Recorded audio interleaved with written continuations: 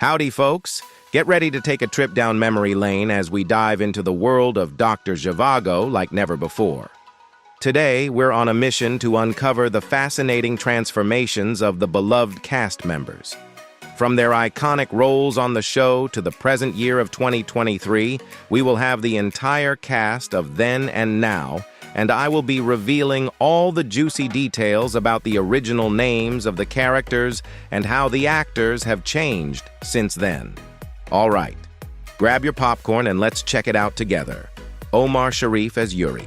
The protagonist of the story, Yuri is a physician and poet. His life becomes intertwined with the tumultuous events of the Russian Revolution, and he experiences love and loss. Sharif began his acting career in Egyptian cinema in the 1950s, initially using the screen name Omar El Sharif.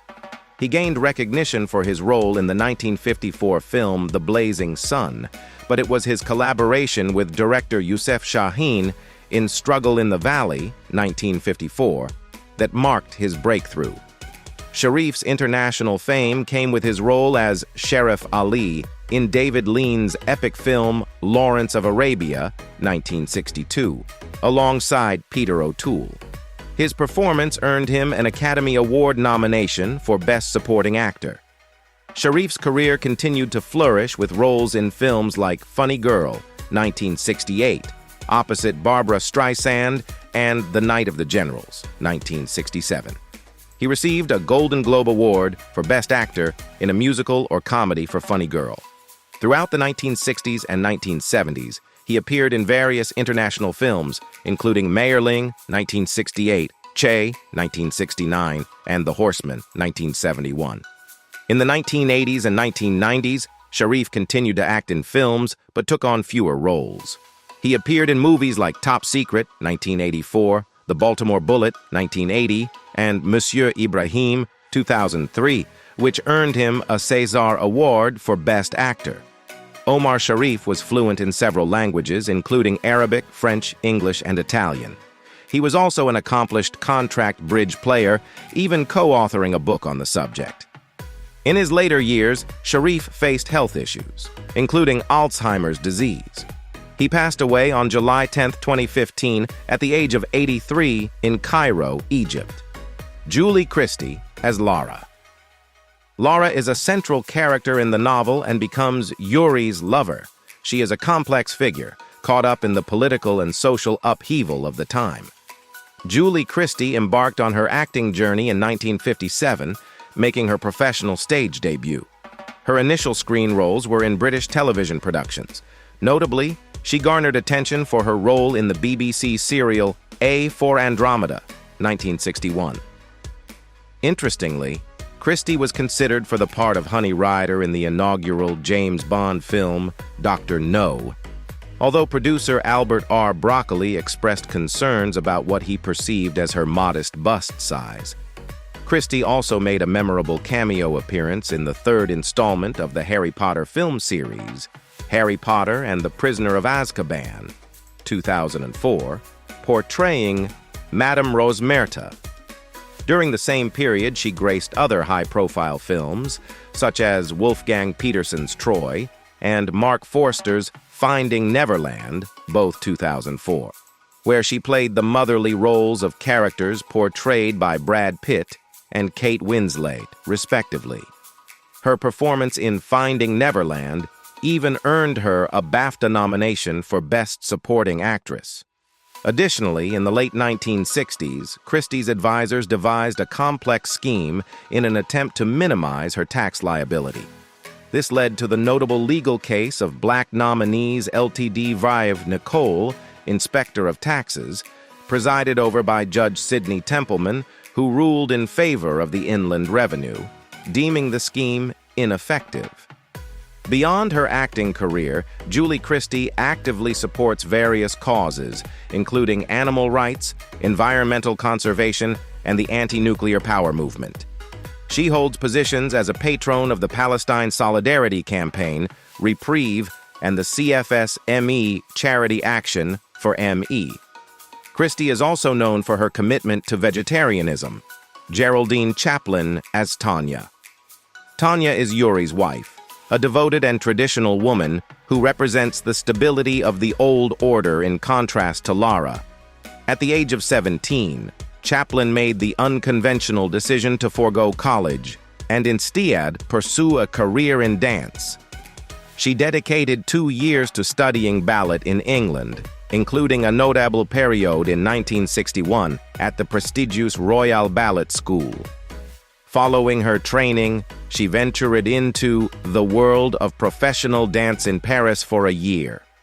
Despite her proficiency as a dancer, Chaplin eventually concluded that she hadn't commenced her ballet journey early enough to attain excellence in the art form, leading her to relinquish her ballet ambitions.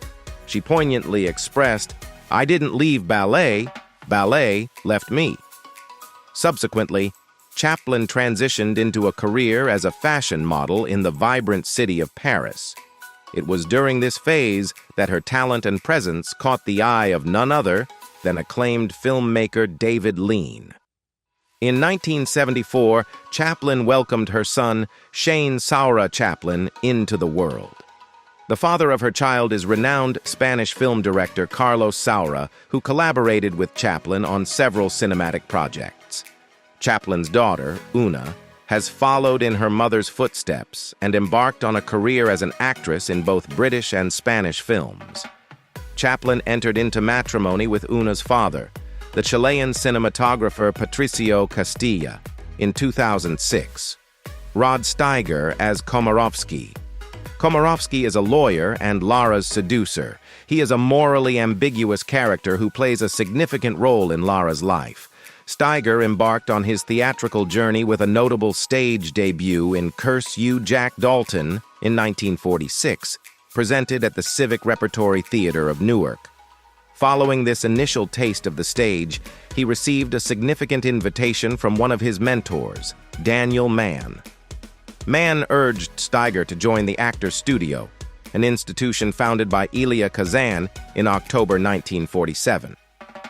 It was within the hallowed halls of the Actors Studio that Steiger, alongside legendary peers such as Marlon Brando, Karl Malden, and Eli Wallach, immersed himself in the techniques of method acting, a discipline that would profoundly shape his craft.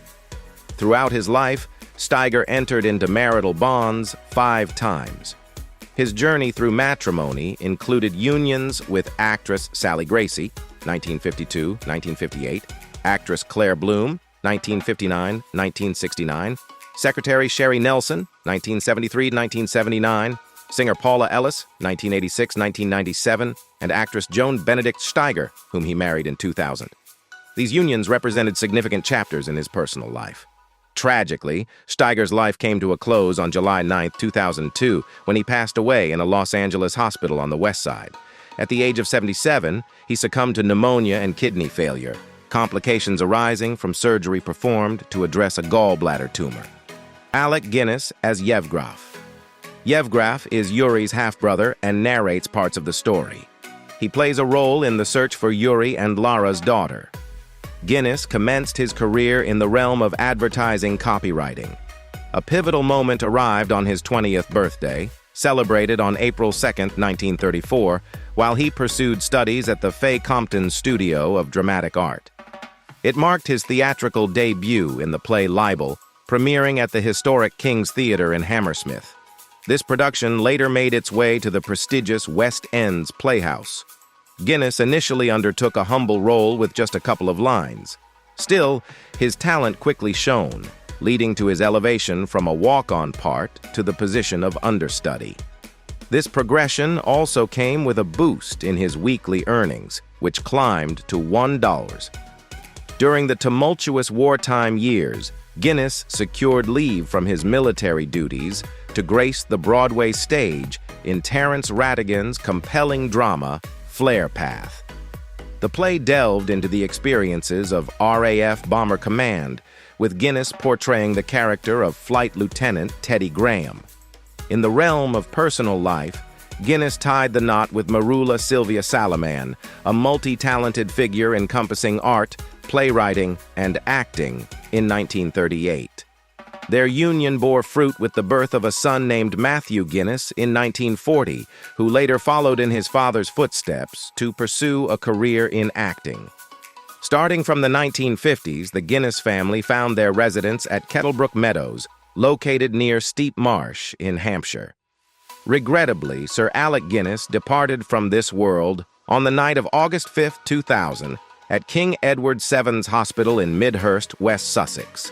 His demise followed a diagnosis of prostate cancer in February 2000, marking the end of a remarkable life and career. Tom Courtenay as Pasha. Pasha is Lara's first husband, who becomes a famous revolutionary known as Strelnikov. His transformation reflects the radicalization of many during the revolution. Courtenay's association with Ronald Harwood's theatrical masterpiece, The Dresser, traces back to its origins in 1980. The production initially graced the stage at the Royal Exchange in Manchester before embarking on a journey to the illustrious Queen's Theatre in the West End. Courtenay brought the character of Norman to life, sharing the limelight with the talented Freddie Jones, who portrayed Sir. In a creative endeavor that showcased his versatility, Courtenay crafted a compelling one-man show titled Pretending to Be Me. Inspired by the letters and literary works of renowned poet Philip Larkin, this production first captivated audiences at the West Yorkshire Playhouse in Leeds in 2002. Its success led to a transfer to London's West End, where it enthralled theatergoers at the Comedy Theatre. Courtenay's personal life saw him enter into matrimony with actress Cheryl Kennedy in 1973, although their union eventually dissolved in 1982. In 1988, a new chapter unfolded in his life as he exchanged vows with Isabel Crossley, a stage manager affiliated with the Royal Exchange Theatre in Manchester. Their shared residences are nestled in the vibrant locales of Manchester and Putney, London. Additionally, Courtenay left an indelible mark in the world of literature with the publication of his memoir, Dear Tom, Letters from Home, in 2000. This literary work garnered critical acclaim, providing a unique glimpse into his life and experiences. Sioban McKenna as Anna. Alexander's wife and Tanya's cousin, Anna, is a religious woman who holds on to her faith during the upheaval. Sioban McKenna's legacy shines brightly through her remarkable English language performances at the prestigious Abbey Theatre in Dublin. Among her many memorable roles, her portrayal of Joan of Arc in George Bernard Shaw's play, Saint Joan, stands out as a crowning achievement in her career. During her tenure at the Abbey Theatre in the 1940s, McKenna's path crossed with actor Dennis O'Dea, and their connection deepened over time. In 1946, they exchanged vows in matrimony, and together, they embarked on a journey that lasted until 1970. Their home was located on Richmond Street South in Dublin, where they shared their lives and raised a son named Donnacha O'Dea. Donnacha went on to represent Ireland in swimming at the 1968 Summer Olympics and achieved a notable victory in the World Series of Poker in 1998. Sioban McKenna's illustrious stage career reached its conclusion with her appearance in the 1985 play Bailey Gang Gair, presented by the Druid Theatre Company. Despite her resilience in the face of health challenges and undergoing surgery, she succumbed to lung cancer in Dublin, Ireland, at the age of 64. In recognition of her enduring contributions to the world of theater, Sioban McKenna earned a posthumous induction into the American Theatre Hall of Fame in 1988. Her legacy also lives on in the form of the Sioban McKenna Theatre, a fitting tribute located at Culturlan, Macadam Ó Fiach in Belfast, her city of birth. Furthermore, the Sioban McKenna Archive, a treasure trove of materials documenting her remarkable life, is preserved in the Hardiman Library at the University of Galway. Ralph Richardson as Alexander. A physician and mentor to Yuri, Alexander represents the older generation of doctors. Richardson's early experiences in acting were shaped by his education at the Academy of Dramatic Art in London. He made his stage debut in 1921 in The Merchant of Venice and quickly gained recognition for his remarkable talents. Over the years, he became associated with some of the most renowned theater companies, including the Old Vic and the Royal Shakespeare Company. In addition to his stage career, Richardson made significant contributions to the world of cinema. He appeared in numerous films, showcasing his versatile acting skills. Some of his notable movie roles include performances in classics like The Fallen Idol, 1948, The Heiress, 1949, and Long Day's Journey into Night, 1962. Throughout his career, Richardson received several prestigious awards and honors. He was knighted in 1947 for his services to the theater, and in 1963, he was appointed a Companion of Honor. His remarkable talents were also recognized with multiple Academy Award nominations. Ralph Richardson's contributions to the arts left an indelible mark on both the stage and screen. He continued to act well into his later years, with his final stage performance occurring in 1983. His death on October 10, 1983, marked the end of an era in British theater and film. Rita Tushingham as Tanya Komarova. Tanya Komarova is the daughter of Yuri and Lara, a character whose existence is sometimes overlooked in the story of Dr. ZHIVAGO. Rita Tushingham made her screen debut in the landmark film A Taste of Honey in 1961. Reflecting on the film in 2020, Tushingham noted its unintended impact in breaking societal taboos.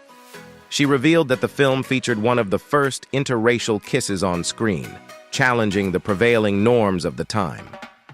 A Taste of Honey was met with shock and bans in several countries, as it confronted issues like homosexuality, single motherhood, and mixed-race relationships that were often considered taboo. Tushingham's exceptional talent earned her accolades in her career, including a Golden Globe and a BAFTA award. She also served on the jury at the 22nd Berlin International Film Festival in 1972 and the 40th Berlin International Film Festival in 1990. In her personal life, Tushingham has been married twice. Her first marriage was to photographer Terry Bicknell in 1962, with whom she had two daughters, Dodana and Aisha, before their divorce in 1976. In 1981, she entered into her second marriage with Iraqi cinematographer Usama Rawi. They spent 8 years together in Canada before eventually separating. Bernard Kay as the Bolshevik. The Bolshevik is a key figure in the historical and political backdrop of the film's narrative. Bernard Kay had a rich and diverse career that extended beyond the realm of film. He showcased his remarkable acting talents on stage as well. Notably, in 1952, he embarked on a remarkable feat for the Nottingham Rep, where he learned, rehearsed, and performed the role of Macbeth in less than 24 hours. This demonstrated both his dedication and the depth of his craft. In 1984, amidst the tumultuous Iraq-Iran war, Kay portrayed Shylock in a British council tour of Asia, culminating in a performance in Baghdad. His theatrical repertoire included significant roles in productions like An Inspector Calls at the Garrick Theatre, Macbeth at Nottingham Playhouse, and Titus Andronicus during a European tour.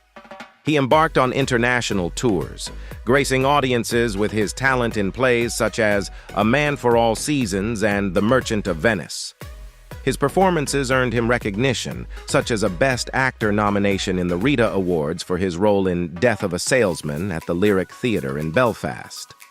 Kay's contributions to the stage were further highlighted by appearances at London's Finborough Theatre, where he participated in productions like After Haggerty in 2006 and Dream of the Dog in 2010.